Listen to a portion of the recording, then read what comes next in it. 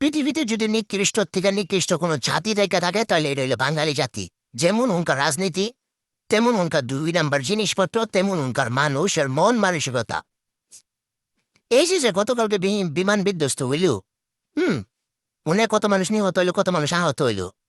হ্যাঁ, অনেক মানুষ উনে গেছে রক্ত দিতে, আর কয়েকজন গেছে নেতালয়া চেঞ্চেঙ্গায় গেছে। তুই মানুষ উনে জ্যাম করতাছস কি লিগা? তুই রাজনীতি করস, ঠিক আছে, ভালো কথা, তুই জানকার যেই দলেরই হস। তুই ভালো কাজের লিগা যা, তুই ট্যাং ট্যাঙ্গা যাইতাছস আরো জ্যামজট বাড়াইতাছস।